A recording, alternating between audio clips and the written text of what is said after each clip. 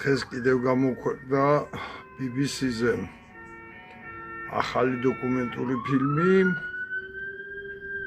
სადაც აღწერილია ეს ყველაფერი თუ რაც ხდება საქართველოში და რა დანაშაულსაც ჩადის de facto ხელისუფლება ხალხის წინააღმდეგ.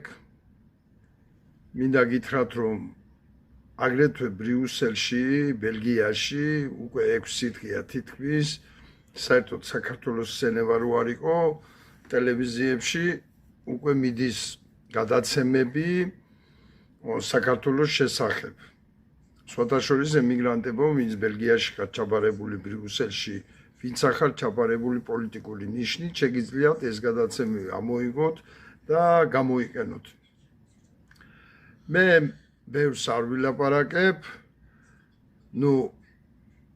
ვიცი ერთი რამ, ეს ხელისუფლება არის ყველაფერზე წამსვლელი, გამოჩნდა თუნდაც ამ სამწამლავის გამოყენებაში და ეჭვი არ მეპარებ ერთი წამით რომ გამოიყენენ და არიან ყველაფერზე წამსვლელი, ტყუის როლელებიც არიან, ყველაფერზე წამსვლელები არიან და რაც უფრო დიდხანს იქნებიან, მით უფრო ვარეს და ვარეს ჩაიდენენ, ამიტომ არ ვიცი, ახლა მე ჩემი შეტყობი, თუნდაც ის BBC-ს აგერ ორი გადაცემა, თუნდაც ის რომ ბელგიაში თითქმის ყოველ დღე არის საქართველოზე საუბარი. მე არ ვიცი ახლა გერმანიაში რა ხდება საბერძნეთში, ან ესპანეთში და ან იმაში ჰოლანდიაში, ან სხვა ქვეყნებში, საფრანგეთში.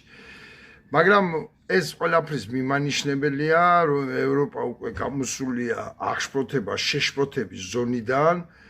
ამგენის კვერცხის გორებას უკვე მივხვდნენ, რომ აზრი არ აქვს, ისე ძალიან ცუდია, ძალიან მიქარენ, რომ ამდენ მოუნდენ ამის გააზრებას, მაგრამ უკვე ჩანს, რომ გამოსული არიან და ისინი აუცილებლად გადადგამენ რადიკალურ ნაბიჯებს და ამის ახლა ხელიდან გაშობა ეს იქნება, არ ვიცი, საქართველოსთვის კატასტროფა.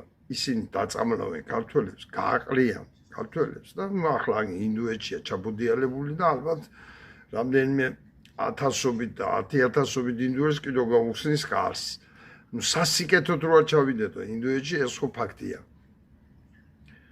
და ამიტომ რა ვიცი, მოკლედ რო დავამთავრო და რუსული სიტყვა ვიხმარო, ტოპკა აწეულია. თუ შევძლებთ, ჩავტოპკოთ. თუ არა და დედა აღარ გვეღოლება. მადლობთ ყურადღებისთვის.